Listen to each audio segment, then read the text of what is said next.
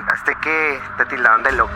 Pues fíjate que no directamente fue que me hayan tildado de loco, pero tú se veías la sensación en las personas de pronto de una lástima, como de una victimización, que en este caso es lo que menos quiere uno como paciente, ¿sabes? Al contrario, uno quiere sentirse fuerte, quiere sentirse capaz, y cuando ves que las personas te empiezan a mirar un poco distinto, de como, uy, pobrecito, mire por lo que está pasando, tenaz esa situación, ojalá logre salir.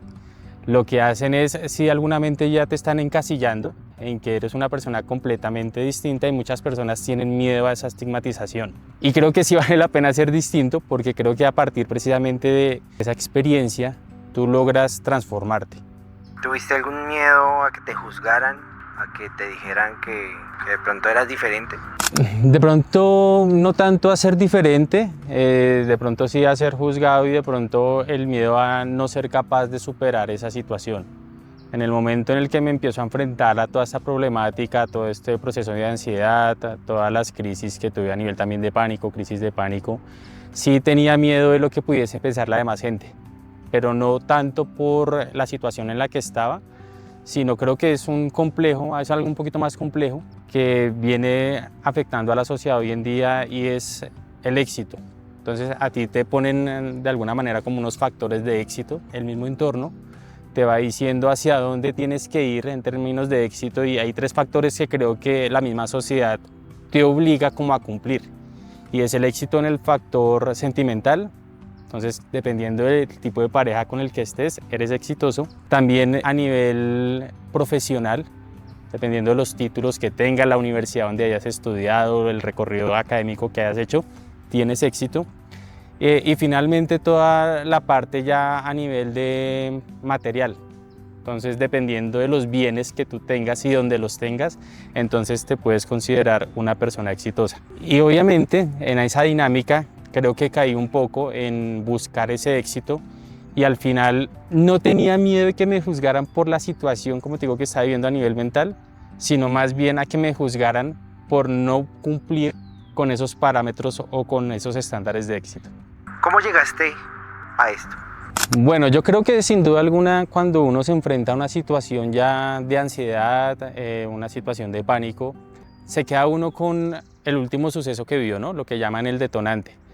Pero creo que es algo más de fondo, creo que es un cúmulo de situaciones que tú vas ahí como guardando, y que al final te llevan precisamente a que esa última situación sea como la gota que derrama el vaso, y tú te quedas únicamente solo con esa última situación. Entonces creo que sería un error decir que en mi caso una ruptura sentimental fue la que me llevó a ese nivel de estrés, a ese nivel de ansiedad, a ese nivel de pánico, porque en realidad fue un cúmulo de cosas. Entonces tú ya vas sintiendo de alguna manera que no eres tú, te vas despersonalizando, sientes que en esa carrera al éxito de la que hablábamos ahorita, a pesar de que tú vayas logrando cosas, te terminas sintiendo vacío. Y precisamente esa sensación de vacío es la que te lleva como a sobreexigirte, a sobrepensar. Yo creo que en el momento en el que me enfrento a toda esta situación ya de ese estrés y de esa ansiedad tan elevada, me despersonalizo completamente, o sea, pierdo el piso.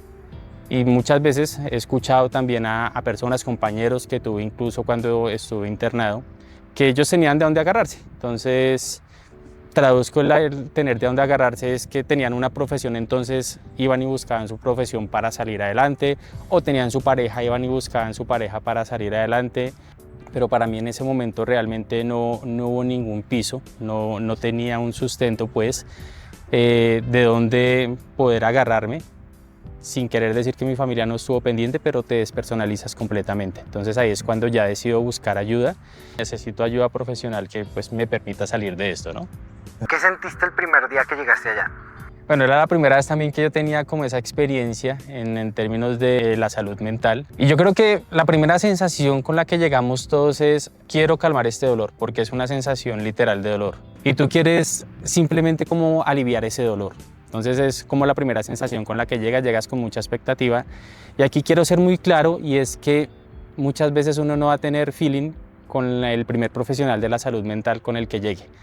Y es lo que le pasa a muchas personas, que incluso tú dices, bueno, has estado en psicólogo, has iniciado algún proceso de sanación y demás, y te dicen sí, pero la verdad no me sentí cómodo y evitan continuar con el proceso, no se toman de pronto la molestia de buscar otro tipo de profesionales de salud mental, sino se quedan con ese paradigma de que no funcionó con el primero, entonces con ninguno va a funcionar. Antes de poder sentirme realmente cómodo con un profesional, con un psicólogo, yo pasé por 6 psicólogos antes y como que había una situación en la que sí, llegaba, encaraba como toda la situación que estaba viviendo, pero realmente no me sentía cómodo y no sentía que estaba aportando al proceso que quería, pues, que quería tener, que era primero dejar de sentir ese dolor, aliviar ese dolor y posteriormente ya empezar a trabajar un poco más desde el punto de vista personal. ¿Quiere decir que ya conoces la diferencia entre psicólogo y psiquiatra? Sí, la aprendí en el camino. Y digamos que aquí Hollywood se encarga muchas veces de generarte unos paradigmas muy temerosos al respecto, ¿no? Entonces ya cuando te hablan de psiquiatría automáticamente tú te imaginas la camisa de fuerza, el hospital lleno de paredes blancas, todo el mundo de alguna manera en desborde emocional, pero es algo completamente distinto. Un psicólogo y un psiquiatra yo podría decir que tienen una misma función, ¿cierto? Que es la de servir precisamente de guía, de guiar al paciente a un conocimiento propio. Y los diferencia es que el psiquiatra tiene la capacidad o tiene más bien como la posibilidad de medicarte. Pero el psiquiatra también es una persona que puede realizar acompañamiento, puede realizar una terapia, conoce todas las líneas terapéuticas que hay, pero tiene la facultad de medicarte.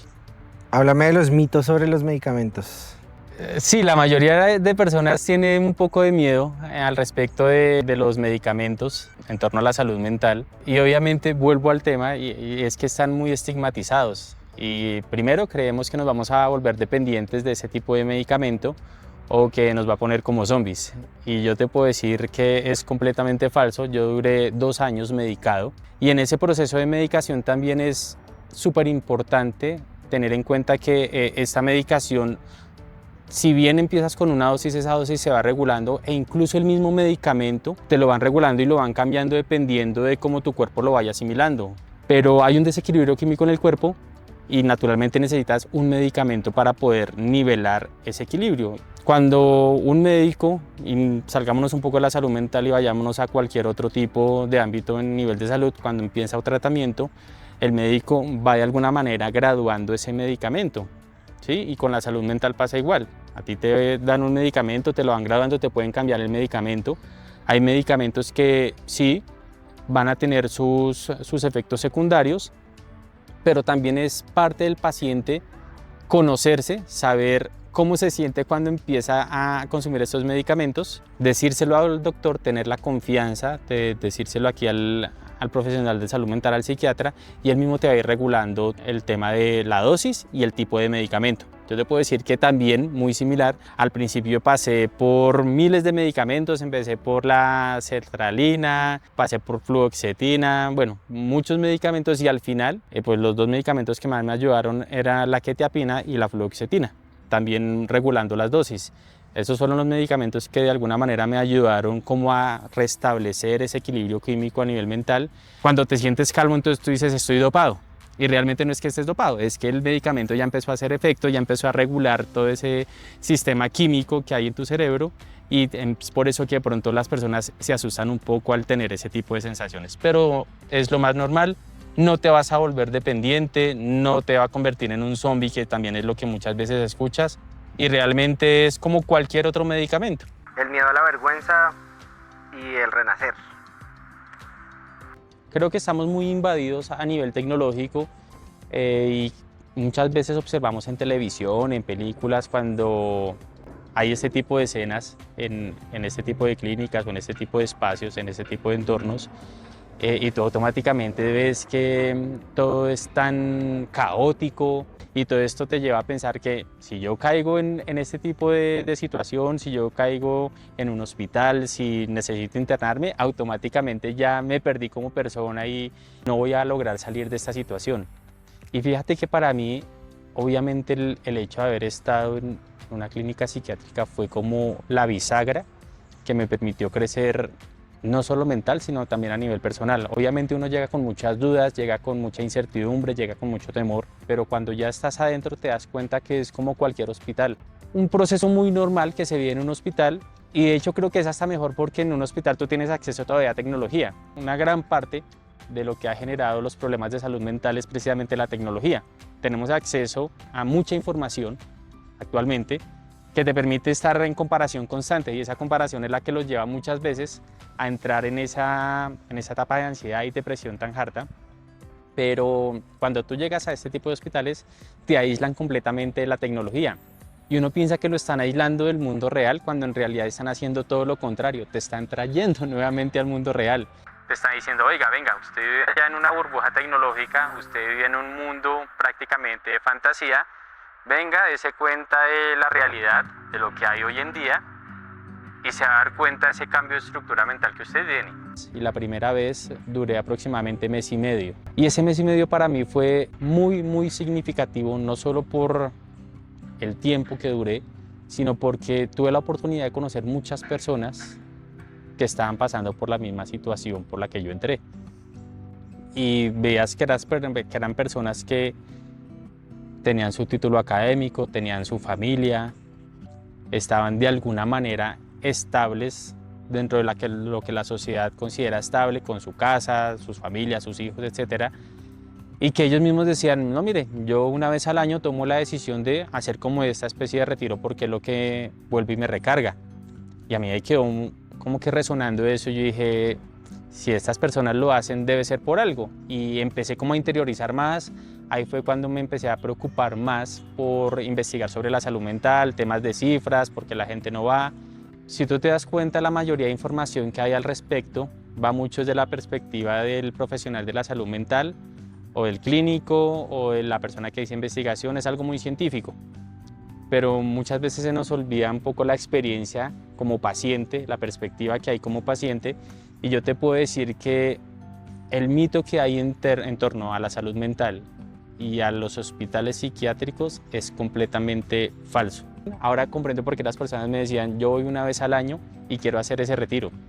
Realmente te renueva porque vivimos en lo que llamaba Robert Kiyosaki, en esa carrera de ratas en las que tengo que estar siempre mejor que el otro, comparándome, estar haciendo scroll. Entonces cuando tú sales de esa burbuja y vuelves a la vida real, realmente es un cambio que te pone a pensar. ¿Qué cambió en ti después? Creo que la forma de ver la vida, que siempre he sido como un fiel admirador de la capacidad que tiene el cerebro a nivel humano, y me había enfocado mucho en el estudio más a nivel de desarrollo personal. Entonces leía muchos libros de desarrollo personal, de cómo tú puedes programar tu cerebro para lograr cosas que de pronto tienes miedo y demás, pero nunca me había preocupado por la salud mental. Entonces yo creo que también en ese proceso de querer ese desarrollo personal, de crecimiento, más todo este contexto en el que vivimos actualmente, me desenfoqué, perdí un poquito el foco, entonces ya empecé a caer en lo que hoy en día se conoce como el burnout, ¿no? Entonces que tenía que estar produciendo 24/7 y que no podía descansar, porque entonces si descansaba automáticamente no podía llegar a plenitud, digámoslo así, académica, o a esa plenitud en temas de éxito que tanto se exige hoy en día. Y cuando yo salgo del hospital, automáticamente cambio el chip, ¿sí? Digo, ok, quiero seguir creciendo, quiero seguir dando algo para poder crecer, dejándole algo al mundo, digámoslo así, pero ya un poco más tranquilo, ya mucho más calmo, ya mucho más sereno.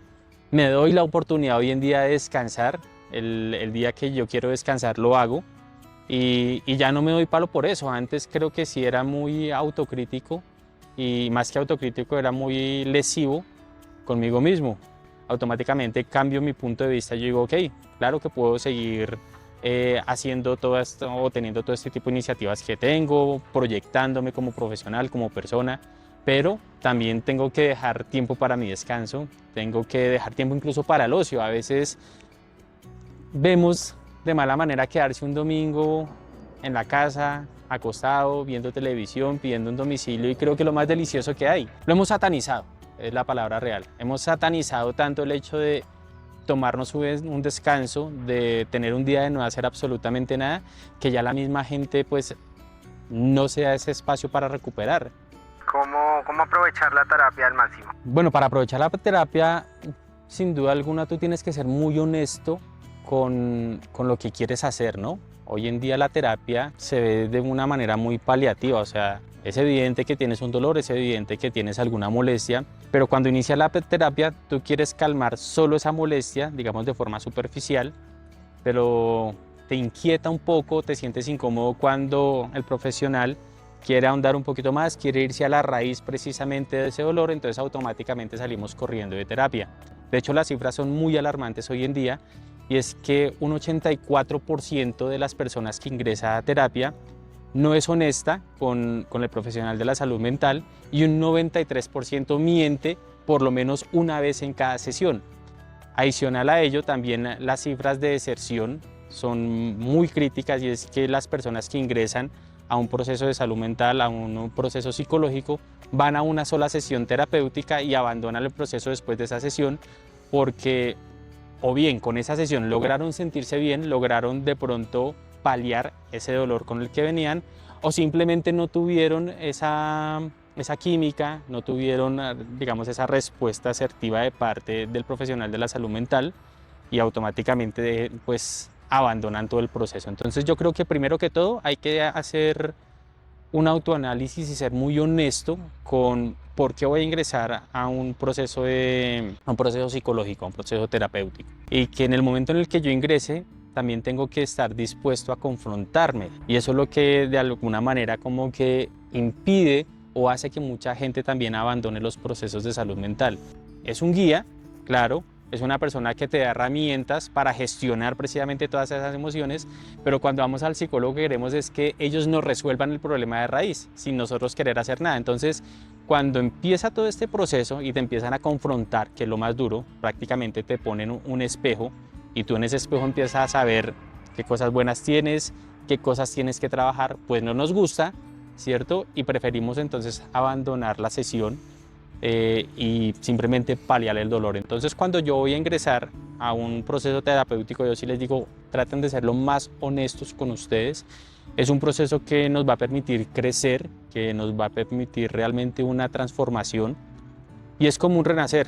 Uno cree que está bien, uno cree que todo está de alguna manera tranquilo, que se ha venido manejando en calma, pero cuando tú empiezas a excavar un poco, a retroceder, a mirar de pronto las frustraciones que has tenido, cómo te has venido comportando, qué cosas te dan miedo, qué traumas, sin querer de pronto satanizar también la palabra, tienes o te han generado, pues empiezas a comprender mucho más la situación.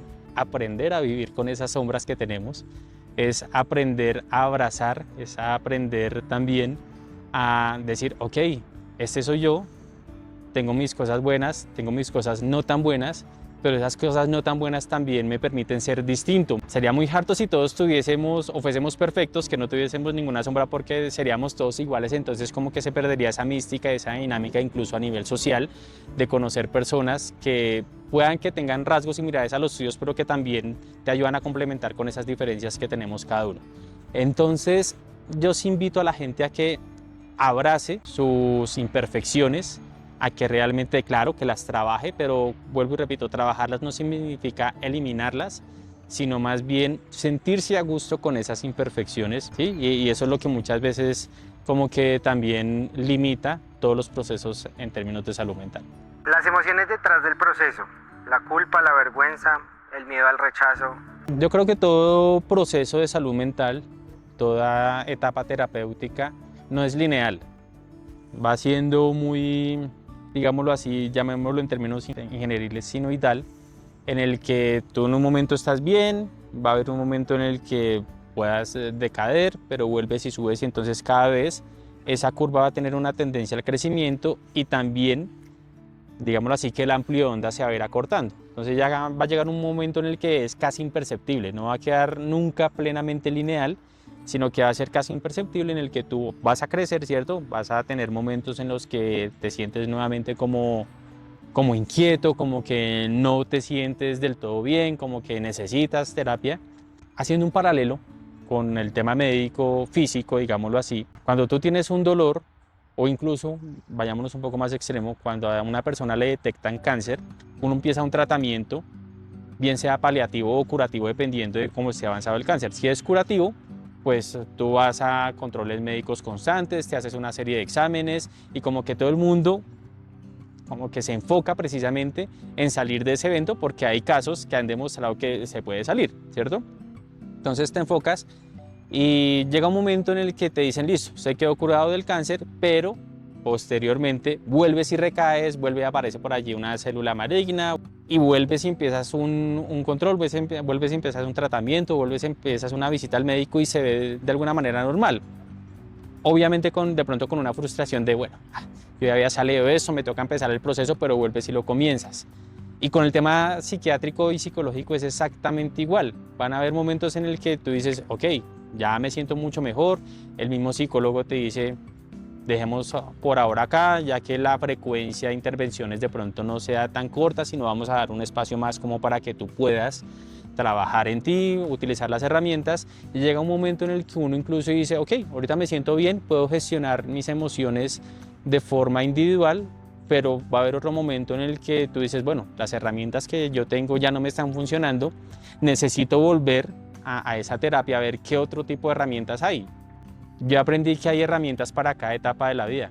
Entonces tú vas evolucionando y así como tú vas evolucionando, también te van dando herramientas para que gestiones tus emociones con esa evolución. Entonces, si en algún momento alguien inicia un proceso de salud mental, se siente bien, pero más adelante siente que recae, yo le digo que no se preocupe, que es normal, que esté tranquilo, que esté tranquila, que vuelva y busque la ayuda que, como te decía, también es lo mejor que se puede hacer en este caso y que no huya, no crea que no está avanzando porque en realidad lo está haciendo y lo está haciendo bien. Rompiendo los paradigmas de salud mental en Latinoamérica. No estás loco, estás herido. Sí, la gente piensa que cuando te detectan, y digo detectan porque yo creo que todos y las estadísticas así lo dicen, que casi 3/4 partes de la población va a sufrir en algún momento de algún tipo o va a ser diagnosticado con algún problema de salud mental. Sin embargo, todavía estamos tan reacios a ello. La estigmatización nos lleva a pensar que si yo admito que tengo algún problema de salud mental, voy a estar loco, cuando realmente no es que esté loco, estás herido. Y no es que lo esté romantizando ni nada, sino que es así. Cuando tú vas al gimnasio, por ejemplo, y empiezas a hacer ejercicio y al día siguiente sientes que estás encalambrado y que no te puedes mover, es precisamente porque el músculo se está rompiendo y está generando nuevas fibras que te va a permitir tener más fuerza y demás. Y lo mismo pasa con la mente. Cuando tú empiezas a trasegar por ese proceso de salud mental, obviamente al principio va a ser doloroso, vas a sentir que no vas a poder seguir, vas a sentir que realmente es casi que un proceso harto. Y lo digo aquí, incluso se lo dije en algún momento a mi psicólogo. Yo no sé por qué sigo viniendo con usted si a veces yo salgo con furia, yo salgo con rabia, usted me confronta, yo salgo con rabia. Pero también después de eso como que hacía la introspección, me sentaba a hacer el análisis y decía, bueno, parte de lo que hice tiene verdad, ¿sí? Y empezaba como a profundizar un poquito como con ese zumbidito que te queda ahí en la cabeza de lo que te había dicho el psicólogo y empiezas realmente a decir, ok, sí necesito trabajar en eso, sí tengo una herida, tengo una oportunidad de mejora, tengo que empezar a trabajarla y eso no me hace ningún loco, ni me hace una persona débil, porque a veces también dicen las personas que buscan ayuda realmente son personas que ya están o que son débiles y que no supieron gestionar sus emociones por sí mismos. Y creo que es un error también que estemos como que enfocando a que si tienes que buscar ayuda eres débil, y hoy en día también se habla mucho de eso, que tienes que poder solo, tienes que autogestionarte y si no te autogestionas y tienes que recibir ayuda de afuera, estás mal, estás desenfocado o estás loco. Entonces, hay que empezar a romper esos paradigmas. ¿Es de Bogotá? Sí, Bogotá. Bogotá no 100%. ¿Comida favorita? Uy, es difícil, pero yo diría que la de mi mamá. No, pero si tengo que elegir una comida, un platillo, yo diría que la comida peruana. La comida peruana es deliciosa. ¿Libro que te estés leyendo actualmente? Actualmente me estoy leyendo Bitácora de un náufrago de Mario Mendoza. ¿Tu libro favorito de toda la vida? Uy, es que esa pregunta es muy difícil porque la literatura para mí es una pasión. Yo soy de los que va a una feria del libro y me siento como en Disney, entonces definirte un solo libro para mí es muy difícil. Pero te puedo nombrar varios que he leído en el último año y que de hecho a veces no son tan conocidos. Este año me leí uno que se llama El Peregrino, muy bueno, muy bueno. Uno que sí es muy conocido es El psicoanalista, de John Kasselbach, y creo que es uno de mis autores favoritos, de mis escritores favoritos. Otro libro que leí hace mucho tiempo y que también me marcó mucho fue ¿Qué harías si no tuvieras miedo?, de Borja Vilaseca. Es muy bueno también, el crecimiento personal. Creo que me gustan mucho los libros de crecimiento personal. Ya en tema de pronto de literatura, bueno, te nombré ahorita la de John Kasselbach, te nombré la del Peregrino, que también es literatura. Mario Mendoza me gusta cómo escribe muchísimo y creo que hay, en tema de Mario Mendoza hay gente que tiene seguidores como retractores, ¿no? Pero me gusta el tema de Mario Mendoza porque cuando tú lees un libro, cualquiera que sea, automáticamente te empieza a disparar la imaginación, pero esa imaginación se va hacia un mundo de fantasía. Mendoza tiene la capacidad de, claro, ponerte a imaginar, pero en el contexto real. O sea, no te lleva a un mundo de fantasía, sino realmente tú vives la realidad de lo que está expresando el autor y eso creo que es súper valioso para mí. ¿Matemáticas o historia? Uy, no, yo creo que historia. ¿Examen individual o examen grupal? Eso es de amores y de odios. Y yo lo voy a decir desde el punto de vista docente, es mucho mejor el examen grupal porque calificas menos, pero obviamente en el examen individual tú puedes ya, no digo medir, pero sí te puedes dar cuenta del resultado de aprendizaje de cada estudiante, de qué tanto comprendió y qué tanto puede aplicar el conocimiento. ¿Qué nota te pondrías como profe? Yo creo que 4.8. ¿Libro o película? Creo que está claro. Sí, libros, yo soy 1000 veces de libros. Veo cine también, pero libros 100%. Da.